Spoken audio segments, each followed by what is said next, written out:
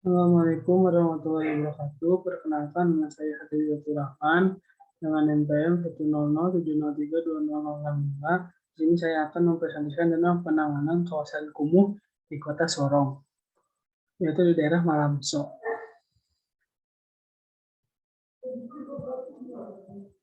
Latar belakang kawasan 5 Malamso merupakan pemukiman kumuh dengan yang berada di Kota Sorong, meliputi wilayah Kelurahan Sawagumu, Klagete, Malaingkendi, dan Kabulu. Luas wilayah kumuhnya yaitu ada 22,8 hektar, dengan kepadatan bangunan itu 74 unit per hektar. Karakteristik kawasan permukiman kota, tipologi kumuh yaitu pertambangan. Permasalahan kawasan, 493 unit rumah tidak layak huni, 532 unit bangunan yang tidak teratur, 720 meter tidak tersedia drainase, 112 RT tidak memiliki pengolahan air limbah sesuai teknis, 347 RT tidak memiliki proteksi kebakaran, 376 jumlah bangunan yang tidak ber-PMB, 4.606 meter jalan tidak diperkeras, 600 RT tidak terakses air minum layak, 517 RT tidak terlayani pengangkutan sampah ke TPA. Ini ada peta kawasan kumuh 5 di Malamso. Proses perencanaan yang pertama persiapan peninjauan, lalu survei pengumpulan data, lalu ada kajian data, lalu forum group discussion, terus ada perumusan, setelah itu ada desain teknis, ada pembahasan pleno, dan yang terakhir penyusunan laporan. Kemudian konsep perencanaan. Aspek pertama adalah aspek bangunan gedung, kebutuhan penanganan, pencegahannya, sosialisasi tentang bangunan gedung, dan edukasi mengenai aturan SWRTR atau perda. Peningkatannya rehabilitas bangunan dengan mengatur ulang posisi bangunan, peremajaan bangunan. Lalu ada konsep penanganannya. Yang pertama ada pencegahan, itu sosialisasi kepada masyarakat tentang penertiban bangunan di area sempadan sungai dan sempadan pantai. Peningkatannya itu peremajaan bangunan yang tidak sesuai dengan persyaratan teknis. Lalu ada strategi penanganan. Pertama ada pencegahan, meningkatkan peran serta pendalam menjalankan perda terkait dengan bangunan. Terus ada peningkatannya rehabilitas bangunan dengan mengatur ulang posisi bangunan, meningkatkan bangunan RTLH. Terus ada jalan lingkungan, meningkatkan peran serta pemerintah terkait dengan pemberian jalan pendampingan masyarakat. Peningkatan jalan lingkungan, pembangunan jalan lingkungan. Lalu ada pemberdayaan masyarakat dalam perencanaan pembangunan jalan lingkungan, pemberdayaan masyarakat dalam perencanaan pembangunan jalan lingkungan. Lalu ada peningkatannya itu pembangunan jaringan jalan baru, peningkatan jalan existing, pemakaian material, ramah lingkungan. Lalu strategi penanganannya yang menjaga ada meningkatkan peran serta pendalaman menjalankan perda terkait dengan jalan, melibatkan masyarakat dalam pembangunan jalan lingkungan. Lalu ada peningkatan jalan lingkungan, pembangunan jalan lingkungan, bangunan jalan lingkungan, melakukan betonisasi jalan lingkungan. Lalu ada aspek drainase lingkungan, yang pertama ada kebutuhan penanganannya itu, yang pertama pencegahan, meningkatkan peran serta pemerintah terkait dengan pemeliharaan drainase, sosialisasi tentang larangan buang sampah masuk ke dalam sungai, dan drainase, kerja bakti membersihkan saluran yang mengalami sedimentasi. Lalu peningkatan drainase, peningkatan kapasitas, volume, daya tampung, bangunan drainase baru. Lalu ada konsep penanganannya. Yang pertama pencegahan, pembentukan kelompok peduli lingkungan, sosialisasi. Yang peningkatannya ada normalisasi saluran drainase, pembangunan jaringan drainase baru, dan dengan material yang ramah lingkungan. Lalu ada strategi penanganannya. Pencegahannya melibatkan masyarakat dalam pemeliharaan jaringan drainase, membentuk kelompok peduli lingkungan, mengagendakan kegiatan konservasi kampung. Lalu peningkatannya melakukan pembangunan jaringan drainase, menganggarkan kegiatan pemeliharaan dan pembangunan drainase. Lalu ada aspek air minum, kebutuhan penanganan utama pencegahan, sosialisasi kepada masyarakat untuk menjaga sumber air bersih, dan sosialisasi air bersih dan layak minum. Lalu peningkatannya ada peningkatan jaringan minum yang terputus, jaringan air minum yang terputus, pembangunan jaringan air minum, penyediaan jaringan air bersih. Lalu ada konsep penanganannya, pertama pencegahan, pembentukan karakter dan perilaku masyarakat yang air, pengawasan dan pengendalian air bawah tanah, dan pemberdayaan masyarakat. Lalu peningkatannya ada penyediaan tangki air atau profil tank, pembangunan jaringan air bersih. Strategi penanganannya yang pertama pencegahan sosialisasi kepada masyarakat untuk menjaga sumber air bersih. Lalu peningkatan ada pembangunan reservoir untuk penampungan air bersih, peningkatan jaringan air minum yang terputus, pembangunan jaringan air minum, pemasangan instalasi air bersih, pembangunan sumur bor. Terus selanjutnya ada aspek pengolahan air limbah, kebutuhan penanganan utama yang pencegahan, sosialisasi terhadap peduli hidup bersih dan sehat, peningkatan MCK yang tidak sesuai dengan persyaratan teknis, lalu pembangunan MCK komunal atau pribadi. Itu ada konsep penanganan, pencegahan, pendampingan dan penyuluhan kepada masyarakat, pendataan jamban keluarga. Peningkatannya pembangunan jamban keluarga, pembangunan teknologi baru bagi solusi keterbatasan lahan. Lalu ada strategi penanganan, pertama pencegahan, sosialisasi terhadap peduli hidup bersih dan sehat, melakukan pendataan dan inventarisasi jamban keluarga.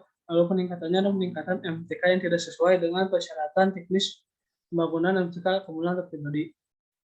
Lalu ada aspek pengelolaan persampahan.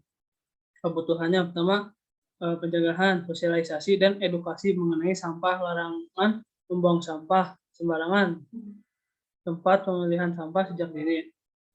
Lalu peningkatan penyediaan sarana dan prasarana yang memadai, penyediaan biaya operasional. Lalu konsepnya pertama pencegahan, pendampingan dan pemberdayaan masyarakat, lalu penyuluhan kepada warga masyarakat, lalu pembentukan lembaga pengolahan sampah.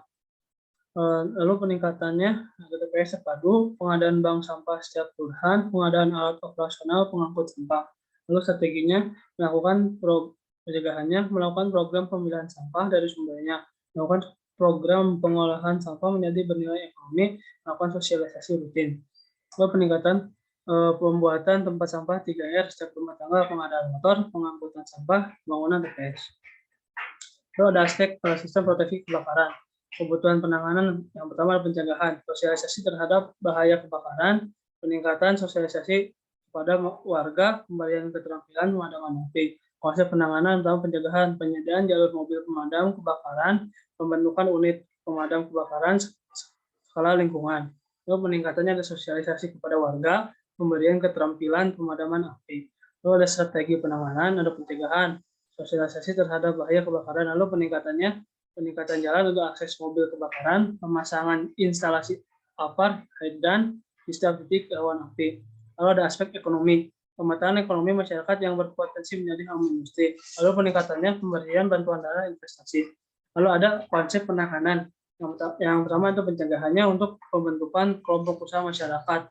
Peningkatannya itu pelatihan ekonomi. Lalu strategi penanganannya, pertama pencegahannya pelatihan UMKM, pelatihan industri, rumah tangga. Peningkatannya pemberian bantuan dana investasi penyokong ekonomi masyarakat. Ada bentuk kolaborasi dan organisasi yang terdapat pada penanganan kawasan kumuh, Malamsom, diantaranya indikator dan organisasi atau perangkat daerahnya. Yang pertama ada bangunan hunian itu oleh dinas permukiman, dan lingkungan kolaborasi dengan dinas PU atau kotaku, dinas lingkungan berkolaborasi dengan dinas PU dan kotaku. Untuk persampahan dinas kesehatan, BDI dan dinas permukiman. Air minum dengan serta Remu dan kotaku, air limbah BDI dan dinas PU, serta proteksi kebakaran dengan BDI. Ada pembiayaannya. Ini ada pembiayaan dari penanganan pemukiman kumuh di kawasan 5 Malamso, Kota Sorong, yang bersumber dari APBN, PUPR, APBD Provinsi, APBD Kabupaten Kota, dan dari sumber lainnya. Indikatornya ada jalan, persampahan, dan biayanya total jumlahnya 1,6